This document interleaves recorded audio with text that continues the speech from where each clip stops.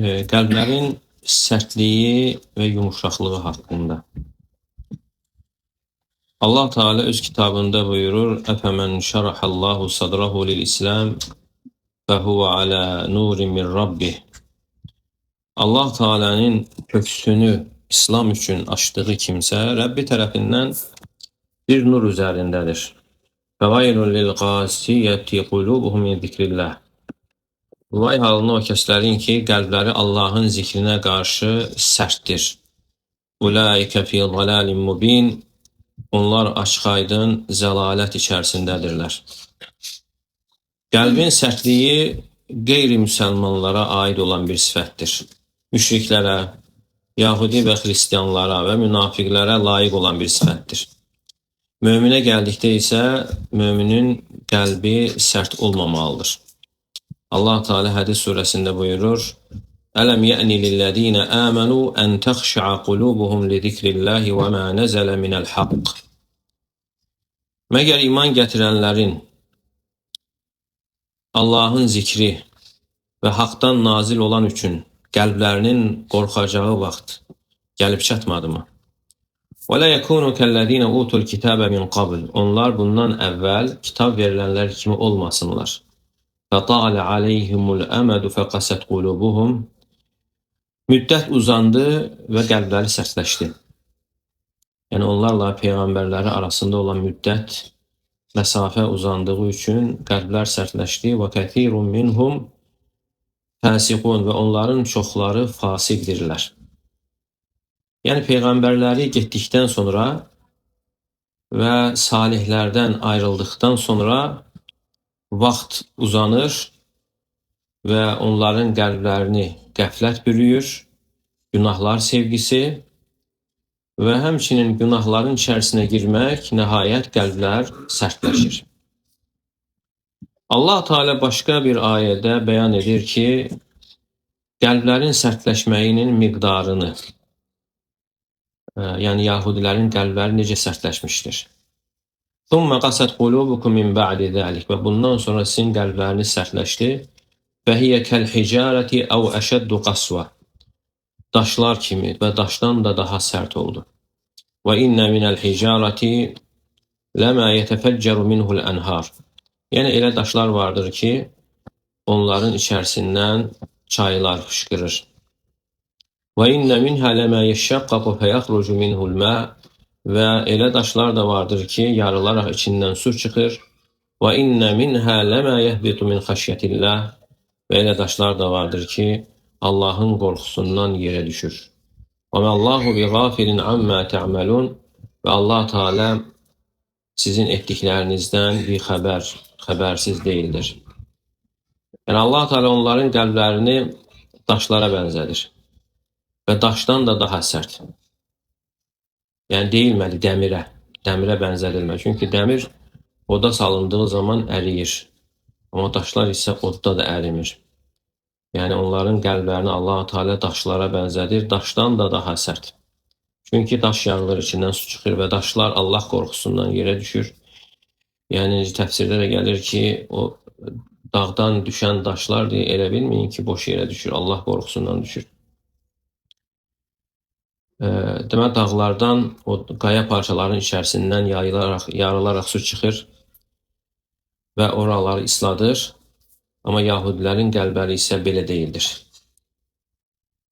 Yəni o çayların çıxdığı, suların axdığı daşlar, qaya parçalar kimi də deyildir. Yəni bunların qəlbləri xeyirlə islanmır. Yəni həqiqətən bu çox təhlükəli bir haldır. Və buna görə də onların bu etdiyi hərəkətlər, müsəlmanlara qarşı edilən hərəkətləri də qəribə deyildir.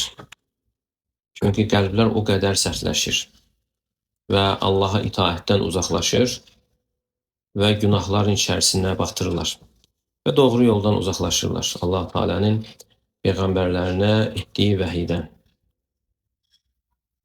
Və ayədə Allah Teala buyurur ki, "Əfəmən şərəhallahu sadrahu lil-İslam." O kimsə ki, Allah Teala onun köksünü İslam'a açıb, "Fəhuve ala min nurin min rabbih." O Rəbbi tərəfindən bir nur üzərindədir. Yəni köksünü açdığı, yəni köksünü genişləndirdiyi kimsə. Yəni belə ki, o köks əgər İslam'a tərəf açılıbsa və şəri əhkamlar gəldiyi zaman onu qəbul edir və buna etiraz etmir. Yəni moizələr eşitdiyi zaman moizələrdən təsirlənir. Və insana, möminə deyildiyi zaman bu Allah Teala'nın hökmüdür, əhkamlarıdır və ona təslim olur. Və onu öyrənmək istəyir və ona qarşı etiraz o yoxdur və həmçinin Allaha qarşı, yəni Allahın itaətinə qarşı da çətinlik və ağırlıq da yoxdur. Yəni onları köksü geniş olduğuna görə könül xoşluğu ilə yerinə yetirir. Və həmçinin yəni möminə deyildiyi zaman, yəni bu iş günahdır, diqqətli ol, onu tərk elə və görürsən ki, onu qəbul edir. Və bunu bilməklə, onun günah olduğunu bilən kimi tərk edir. Ondan uzaqlaşır. Yəni bu müminin halıdır. Yəni salih bəndə budur. Yəni köksü açıq olan, köksü geniş olan, ibadətə, itaətə hazır olan kimsədir. Və buna görə də Allah Teala buyurur ki, və huve ala nurin min rabbih. O Rəbbi tərəfindən bir nur üzərindədir. Yəni bu nur günəşin nuru deyil, ayın nuru deyil və yaxud da çıraqların nuru deyil. Yəni bu nur, yəni qəlblərin yumuşalması deməkdir. Yəni hidayət nurudur. Yəni bu Allah Teala qəlblərə yerləşdirdiyi bir nurdur. Hansı ki, bu nur sayəsində mömin bəndə Allahın rizasına, Allahın razılığına çatır. Necə ki Allah Teala buyurur: "Fəmən yuridillahu en yehdiyehu yəşrah sadrahu lil-İslam." Allah Teala kimi hidayət etmək istəyərsə, onun köksünü İslam'a açar. Allah Teala kimi hidayət etmək istəyərsə, onun köksünü İslam'a açar. Yəni burada nəzərdə tutulan o nur, yəni hidayətdir. Yəni belə ki, o insan salihlərin yolunu tutur, möminlərin yoluna tabi olur. Namazları ağır görmür, çətin görmür. Salih əməllərə həmçinin ağır bir iş hesab etmir. Və həmçinin Allah Teala'nın ayələrini, kəlamını eşitdiyi zaman qəlbi yumuşalır. Yəni Qur'an-ı Kərimlə, yəni Qur'anla salihlər ləzzət alır. Və qəlbi yumuşaq olan insanlar Qur'andan faydalanır. Allah Teala buyurur: "Ləv ənzəlnə hədəl Qur'anə alə cəbəlin lərəaytəhu xaşi'an mutasaddian min xəşyətilləh." Əgər biz bu Qur'anı dağlara nazil etsəydik, sən dağların qorxduğunu və Allah qorxusundan yarıldığını görərdin. Və tilkəl əmsəlu nadribuha linnəsi ləalləhum yetəfəkkərun. Yəni biz bu misalları insanlara çəkirik ki, onlar təfəkkür etsinlər deyə. Yəni mömin insan Allahın kəlamını, Qur'anı eşitdiyi zaman qəlbində qorxu yaranır və həmçinin Allahın kəlamından ləzzət duyur və Allahın ayələrində dayanır, mənalarını düşünür və Allah Teala'nın nə istədiyini fikirləşir. Yəni bu ayələrdə Rəbbim məndən nə istəyir? Yəni müminin qəlbi ayələr eşitdiyi zaman duma'ninə, yəni rahatlıq, sükunət əldə edir və gözəl şəkildə fikirləşir və ayələrin fəhmi haqqında gözəl şəkildə düşünür və ona oxunan ayələri düşünür və müti olur, qorxu yaranır və bilir ki, bu ayələrlə danışan Allah Teala'dır. Və bu ayələri Cəbrail aleyhissalam Allah Teala'dan birbaşa eşitmişdir və onun üçün 7 qat göy açılmışdır. Və Cəbrail aleyhissalam da onları Peyğəmbər sallallahu aleyhi və səlləmə nazil etmişdir. Peyğəmbər sallallahu aleyhi və səlləm Cəbrail aleyhissalamdan eşitmiş və ayələri eşitdiyi zamanda ona ağır gəlirdi. Allah Teala buyurur ki, "İnna sanulqi alayka qawlan thaqila." Yəni biz sənə ağır bir söz təlqin edəcəyik. Yəni Peyğəmbər sallallahu aleyhi və səlləm soyuq, şiddətli, soyuq bir gündə vəhiy gəldiyi zaman tərləyərdi. Yəni alnı tərləyirdi. Və vəhiy nazil olduğu zaman. Sonra sahabələr, yəni bunu Peyğəmbər sallallahu aleyhi və səlləmdən almışlar və ondan sonra da tabinlər sahabələrdən götürüb, yəni əzbərləyib və beləliklə bir-birlərini ötürüblər. Yəni bu ümmətə Qur'an yəni bu formada çatmışdır. Və möminlərin də qəlbinə hər hansı dövrdə vaxtı çatdığı zaman bilirlər ki, yəni bu iş əzəmətli bir işdir.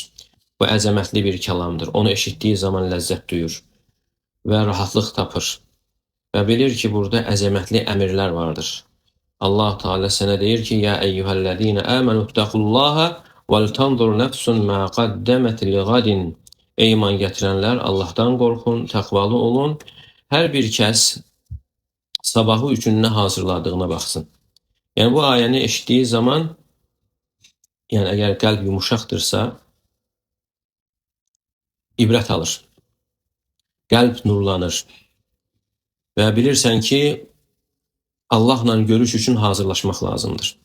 Çünki Allah Teala qiyaməti sabah adlandırır. Yəni sizdən hər bir nəfs, yəni hər bir kəs sabahı üçün nə hazırladığına baxsın. Yəni qiyamət o qədər yaxındır. Allah Teala qiyaməti sabah adlandırır. Çünki insan öldüyü zaman artıq onun qiyaməti qopmuşdur. Yəni bunu düşünmək insanı əmirləri yaxşı yerinə yetirməyə və günahları tərk etməsinə səbəb olur. Çünki bilir ki, o hər an baş verə bilər. Və həmçinin bu ayəni oxuyur Təhrim surəsində keçən ya eyyuhəllezine amenu qu anfusakum və əhlikum naran və quduhan-nasu vel-hicara. Ey iman gətirənlər, özünüzü və ailənizi oddan qoruyun. Yəni elə bir od ki, onun yanacağı insanlar və daşlardır. Və sən bilirsən ki, bu da Allah Teala tərəfindən gələn bir əmirdir və Allah Teala səndən istəyir, yəni bizdən istəyir ki, cəhənnəmə səbəb olan işləri tərk edək. Və həmçində o işlərdən evladlarımızı və ailəmizi də qoruyaq. Və digər ayda Allah Teala buyurur: "Ya eyyuhellezine amenu ittaqullaha və aminu bi rasulihi yu'tikum kifleyn min rahmeti və yec'al lekum nuran temşun bihi və yaghfir lekum vallahu gafurur rahim." Ey iman gətirənlər, təqvalı olun, onun rasuluna iman gətirin və sizə Allah Teala öz rəhmətindən 2 qat verər və sizə yerimək üçün bir nur bəxş edər və günahlarınızı bağışlayar və Allah Teala çox bağışlayan və rəhimlidir. Və bununla insan bilir ki, ondan tələb olunan təqvalı olmasıdır. Və bu təqvanın da arxasında qəlblərin nurlanması vardır. Və bu nur da, yəni bu nur sayəsində insan haqla batili ayırt edə bilir. Hidayəti zəlalətdən ayıra bilir, sünnəni bidətdən ayıra bilir. Yəni artıq bu nur sayəsində heç bir şey ona gizli, qaranlıq şəkildə qalmır. Allahın izni ilə müvəffəq olanlardan olur, əgər təqvalı olarsa. Və həmçinin insan digər ayələri oxuduğu zaman, yəni özü üçün bir pay götürür. Yəni insan oxuduğu zaman bilməlidir ki, o xitab yəni birbaşa özünə olunur. Yəni Allah Teala səndən istəyir ki, onu başa düşəsən. Onun tələb etdiyi formada əməl edəsən. İnsanın qəlbi onun sərmayəsi sayılır. İnsanın bədənində olan qəlb, yəni həyətdə olan və yaxud da kənddə olan bir məscid kimidir. İnsanlar o məscidin təmizliyini qorumurlarmı? Məgər insanlar o məscidi təzim etmirlərmi? Və qəlb də Allahın evidir. Necə ki İbn Qayyim rahimehullah buyurur: "El-qalbu beytur Rabbi celle celaluhu hubban və ixlasan ma'al ihsani." Yəni qəlb Rəbbin evidir. Sevgi, ixlas baxımından və həmçinin ihsan baxımından. Yəni bu qəlb Allahı tanımaq, Allahı sevmək, ixlas üçün, ihsan üçün yaradılan bir evdir.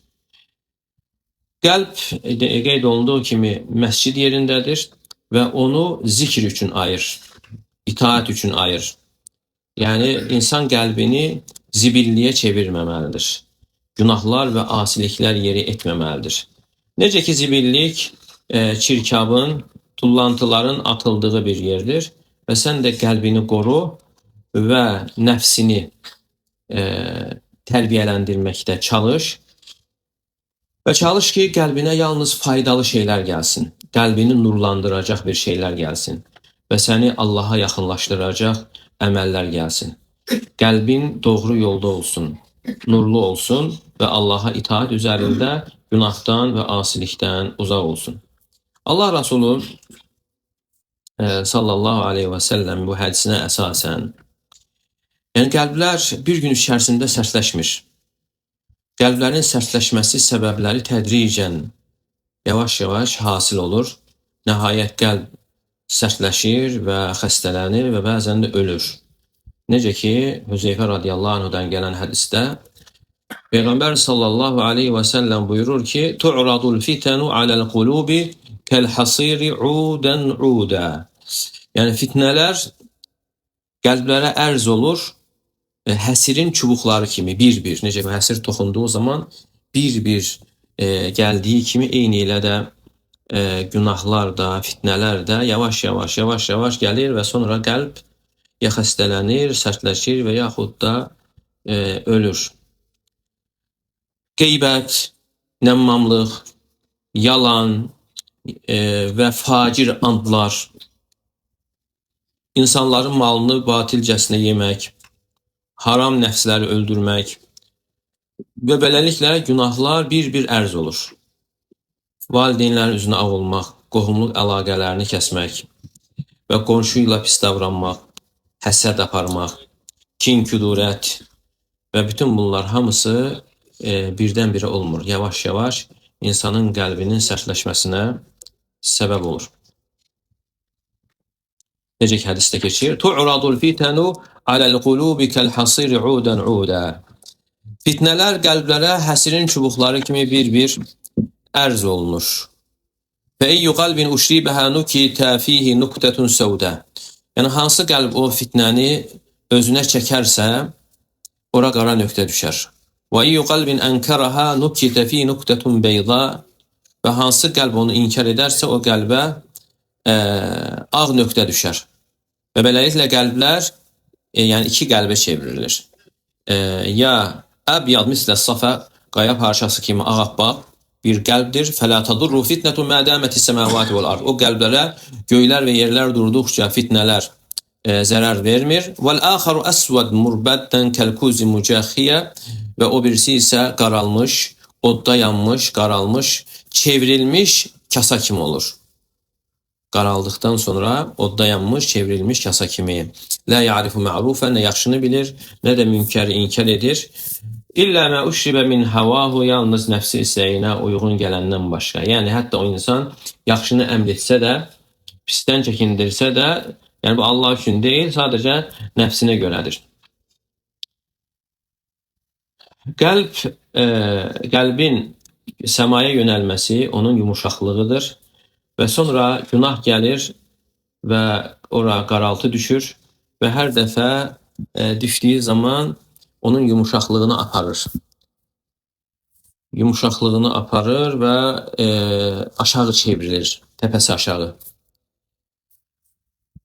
Və onun hidayətinə səbəb olmaq istəyirsənsə, yəni hidayətin artıq ora girəcək bir yer tapmır. Çünki onun ağzı aşağıdır. Kəlkuz, necə ki Peyğəmbər sallallahu aleyhi və səlləm buyurur ki, kəlkuzi mücəxiyyə, yəni çevrilmiş kasa kimi olur. Yəni aşağıdan sən nə qədər töksən də özündə heç nə saxlamır. Və həmçinin də fitnələri özünə çəkən, fitnələr hopan bir qəlb də belədir. Qaralır, çevrilir. Necə ki Allah Teala'nın dediyi kimi, "Kəllə bəl rane alə qulubihim mə kənu yeksibun." Xeyr. Onların qazandığı günahlar onların qəlblərini qaplamışdır. Və qəlblərin sərtləşməsi üçün ən böyük misal onun qəflətdir. İnsanda qəflət hasil olur sərtləşdikdən sonra. Və bundan sonra digər fəsadlar ortaya çıxır. Və bundan sonra insan etdiyi günahlara məhəl qoymur. Asiliklərə, itaətlərə, yaxşı əməllərə biganə yanaşır. Yaxşı əməllərə çevrilib baxmır. Allah Teala A'raf surəsində buyurur: "Və laqad zara'na li cehenneme kesiran minel cinni vel ins." Biz cəhənnəm üçün çoxlu cinlər və insanlar yaratdıq. Ləhum qulubun la yefqahuna biha. Onların qəlbləri var, duyur amma haqqı duymurlar. Və ləhum a'yunun la yubsiruna biha. Gözləri var, görür amma haqqı görmürlər. Və ləhum azanun la yesma'una biha. Qulaqları var, eşidir, haqqı eşitmirlər. Ulaikə kəl-ən'am bəl hum adal. Onlar malqara kimidirlər, malqaradan da daha zəlalətdədirlər. Ulaikə humul gafilun. Məhz onlardır qafillər. Yəni gözlər açıqdır və görürsən o gözləri ilə yeməyi tapır. İçəcəyi bir şeyi, geyinəcək bir şeyi əldə edir dünyadan. Və həmçinin də qulaq da açıqdır, yəni qulaq da eşidir. Yəni dünyavi işlərdən ehtiyac olanları eşidir. Qəlb də mövcuddur. Yəni qəlb də yeməyi ilə, içməyi ilə məşğuldur. Deməli insan qulağı, qəlbi və gözü ilə faydalanmır. Yəni Allaha yaxınlaşdıracaq bir iş üçün faydalanmır. Və buna görə Allah Teala buyurur ki: "Ulaikə kəl-ən'am." Onlar malqara kimidirlər. Bəli, malqara kimi. Yəni heyvanlar, malqara, hətta uzun qulaq məscidin yanında olarsa, xutbəni eşitsə belə o xutbədən faydalanmır. Və yaxud da digər heyvanlar. Yəni Allah Teala qəlbləri qəflətdə olanları malqaraya bənzətmişdir. Sonra buyurur ki: "Bəlhum adal." Və onlar malqaradan da daha zəlalətdədirlər. Yəni çünki malqaranın ağılları yoxdur ki, mükəlləf olsunlar. Amma bu insanın isə ağlı vardır. Ağlı olduğu halda nəyə oxşadılır? Malqaraya oxşadılır. Yəni artıq yediyinə məhəl qoymur, yediyi halaldır, haramdır və həmçinin günahlara gedir və buna görə də malqaradan da daha aşağı olmuş olur. Allah Teala hər birimizi qorusun. Və həmçinin sərt qəlbi olan insanlar onlardan bir əzanı eşidir, iqaməni eşidir, namazı eşidir və bunun üçün hərəkətə gəlmir, məhəl qoymur. Və namaza qalxsa belə ağır şəkildə qalxır. Elə bil ki, arxasında dağları çəkir. Və həmçinin sərt qəlbi olan insan günahla məşğuldur. O insan Qur'anla ləzzət ala bilmir. Allahın kəlamından faydalanmır. Ayətləri tədəbbür etmir və ayətlərdən ibrət çıxartmır. Qur'anı eşidir, amma istəyir ki, eşitməsin. Və bəzən mahnı eşidir, musiqi eşidir, onunla məşğuldur, filmlər, seriallar və yaxud da telefonundadır, Allah qorusun. Və həmçinin sərt qəlbi olan insan günlər, aylar, illər keçir, yenə öz halını daha yaxşıya doğru dəyişmək üçün fikirləşmir, düşünmür. Günahların içərisinə batıb, şəhvətlərin içərisində, ləzzətlərin içərisindədir. Və həmçinin qəlbi sərt olan kimsə salih insanlara istehza edir və onların yolu ilə rahatlıq tapmır. Yəni baxmayaraq ki, salih insanlar Rasulların ardıcılları, Rasulların yolunu gedənlərdir. Allaha itaat edən kimsələrdir. Allahın əmrinə boyun əyənlərdir. Yəni onlarda nə eyib var ki, istehza olunsun. Və buna görə də günahkarlar cəhənnəm odunda deyəcəklər ki, Rabbənə qalabət aleynə şiqvətuna və kunnə qavmən dalin. Ey Rəbbimiz, bizim bədbəxtçiliyimiz bizə üstün gəldi və biz azmış bir qövmlərdən olduq. Rabbənə əxricnə minhə fə in udnə fə innə zalimun. Deyəcəklər ki, ey Rəbbimiz, bizi cəhənnəmdən çıxart, əgər biz bir daha qayıtsaq, zalimlardan olarıq, günahlara qayıtsaq. Qalə xsəu fiyhə və lə tükəllimun. Allah Teala buyuracaqdır ki, ixsəu, yəni orada zəlil olaraq qalın və danışmayın. İnnəhu kənə fəriqu min ibadi yəquluna Rabbənə əmənnə fəğfir lənə vərhəmnə və əntə xeyru rahimin. Mənim qullarımdan bir dəstəsi deyirdi ki, ey Rəbbimiz, biz iman gətirdik, bizi bağışla, bizə rəhm et. Sən rəhm edənlərin ən xeyirlisən, fəttəxəttumuhum sixriyyən. Siz onları məsxərəyə qoydunuz, ələ saldınız. Həttə ənsəvkum zikri. Yəni bu hərəkətləriniz məni xatırlamağı belə unutturdu. Və kuntum minhum tadhakun. Yəni siz onlara gülürdünüz. Yəni möminlərə gülürdülər, ələ salırdılar. Yəni Allahı unutduqlarına görə. Və deyirdilər ki, günah hardadır, cəza hardadır. Fəttəxəttumuhum sixriyyən həttə ənsəvkum zikri. Onları ələ salırdınız və nəhayət o günahlarınız məni xatırlamağı unutturdu. Yəni istehza edən insan Allahı unudan kimsə sayılır. Yalnız onun işi filan kəslə məşğul olmaq, filan kəs belə itaati unudur, itaati əməl etmir və günahı unutduğuna görə günahdan çəkinmir.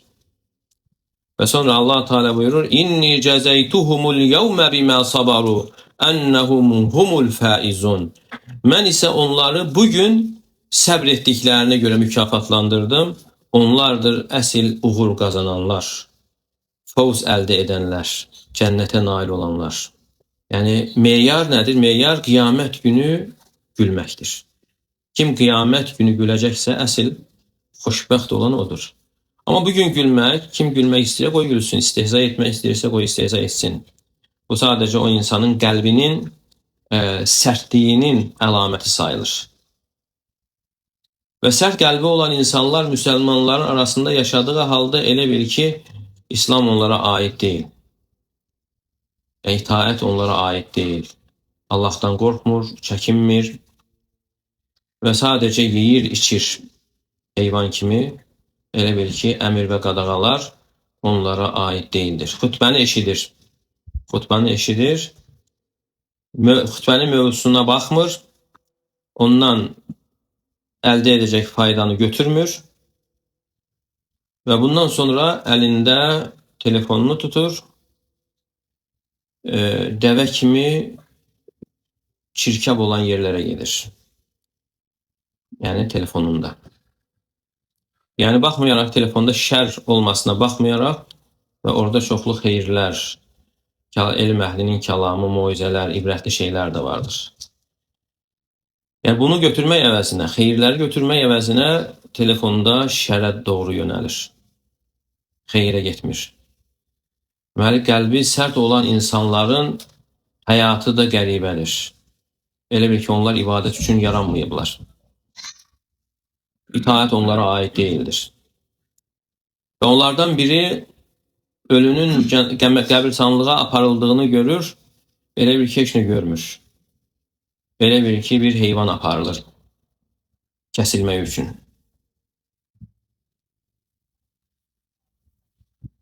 Ona görə müsəlman özünə sual verməlidir ki, cənazəni gördüyü zaman, ona namaz qıldığı zaman və qarşısından keçdiyi zaman qəlbin yumuşaqdırmı? Bu hara gedir? Hara aparırlar? Artıq onun dünyası tamamlanmışdır. O gedən insanı zənginlik və yaxud da kasıblıq düşündürürmü? O başçı olmaq və yaxud da mülk sahibi olmaq istəyirmi? Yəni ona fayda verəcək nədir? Qəbrə getdikdən sonra. Yalnız onun etdiyi əməllərdir. Ona görə insan belə bir halı gördüyü zaman düşünməli, ibrət almalı. Əgər qəlb yumuşaqdırsa, sərtləşməyibsə, cənazəni gördüyü zaman mütləq şəkildə ibrət alır. Və bir gündə, necə ki o daşınıldığı kimi, hər birimiz daşınılacaq. İnsan qəbir əhlindən olacaqdır. Və o paltarı, yəni o kəfəni hər birimiz geyinəcək. Yəni bədənindəki paltar çıxarılacaq, yuyulacaq, yəni insana qusul veriləcəkdir. Yəni o an üçün, yəni bunu gördüyü zaman o an üçün insan fikirləşməlidir ki, hazırdırmı? Və cənazəni və yaxud ölünü gördüyün zaman ibrət aldınmı? Yəni o ölən insan cənnət bağçalarından birinə gedir, yoxsa cəhənnəm quyularından bir quyuya gedir. Əgər salih insandırsa, deyəcəkdir ki, qaddimuni, mən tez aparın. Yox, əgər salih deyilsə, qışqıracaqdır ki, ya vayli, əynə yədhəbunə, vay halıma, məni hara aparırlar. Yəni biz bundan da ibrət alırıqmı? Yoxsa qəlblərimizin yumuşalmasına mı ehtiyac vardır? Və buna görə də qəlbi sərt olan insan öz nəfsinə baxmasına, düşünməsinə ehtiyacı vardır. Ki, yəni qəlbinin sərtliyini aradan qaldırsın. Qəlbi yumuşaq olan insan, mömin insan gördüyü hər bir şeylə, yəni ətrafında gördüyü hər bir şeylə ibrət alır və bilir ki, bunlar Allahdandır. Yağışı yağdıran Allahdır. Buludları hərəkətə gətirən Allah Teala'dır. Küləyi əsdirən Allahdır. Meyvələri bitirən Allah Teala'dır. Və quraqlıq da həmçinin Allah Teala tərəfindəndir. Həyat verən də odur, öldürən də odur. İnsana göz verən və həmçinin kör edən, sağlam edən, xəstə edən, zəngin edən, kasıb edən odur. Yəni bunlardan ibrət alırıq. Yəni bilməlisən ki, sən qulsan, Allahın qarşısında zəlilsən. Yəni insanın bunu bilməsi, yəni düşünməsi qəlbinin yumuşaqlığından xəbər verir. Amma qəlbləri sərt olanlar isə bu işlər onları maraqlandırmır. Yəni qabağında yeyiləcək bir şey varsa yeyir, içiləcək bir şey varsa içir və yaxud da məclis varsa gülür insanlarla birgə. Yəni bu həyatını yaşayır. Və huve muttecihun ilə dəril axirə. O da axirət diyarına tərəf gecə və gündüz səfər edir. Yəni insan artıq 50 il yaşayıbsa, yəni artıq yaxınlaşıb, yəni səfərin sonu yaxınlaşıb. Yəni bəzən deyirlər ki, 20 il qət edən insan səfərini başa çatmağa artıq az qalıb və o ki qaldı 50 il, 60 il, 70 il gedən necə? Peyğəmbərimiz sallallahu aleyhi və səlləm buyurmuşdur ki, "A'darallahu iləmrin ammarahu hatta balağa 60 sənə." Allah Teala 60 yaşına çatdıran insandan üzrü, yəni bəhanəni qaldırmışdır. Yəni artıq insan deyə bilməyəcəkdir ki, cavanlıq məni yayındırdı. Yəni cavanlıq hamısı keçib, yəni 60 yaşına çatan insan üçün ibrət alacaq kifayət qədər ömür olub. Və buna görə insan balacalıqdan imanını qorunmağa çalışmalı. Və Peyğəmbərimiz sallallahu aleyhi və səlləm xutbədə oxuyardı ki, "Ya eyyuhellezine amenu ittaqullaha haqqa tuqati və la tamutunna illa və entum muslimun." Ey iman gətirənlər, Allahdan haqqı ilə qorxun və müsəlman olmadıqca ölməyin. Yəni bu ayənin təfsirində bəzi alimlər deyir ki, insan yaxşı əməllər üzərində davamlı olmalıdır ki, yəni bir yaxşı əməldən çıxdıqdan sonra başqa bir yaxşı əmələ yönəlməli. Ölüm onu yaxaladığı zaman İslam üzərində, xeyir üzərində olsun. Və sən də bilmirsən nə vaxt öləcəksən. Yəni nə vaxt öləcəyimizi bilmirik. Gecə, gündüz. Yəni əcəl gəlib çatdısa, insan anında gedir. Görürsən, insan danışdığı zaman dünyasını dəyişən var. Çörək yediyi zaman, gəzdiyi zaman. Və buna görə də bu, Allahla görüş üçün hazırlaşmağı bizdən tələb edir. Və sonda da Allah Teala'dan istəyirik ki, Allah Teala hər birimizin qəlbini yumuşatsın və qəlblərimizin sərtliyini aradan qaldırsın. İmanı bizə sevdirsin, qəlbimizdə bəzəsin. Küfrü, fasiqliyi və asiliyi bizə pis göstərsin və bizi doğru yolda olanlardan etsin. Sallallahu aleyhi ve sellem Muhammed və alə alihi və sahbihi və səlləm.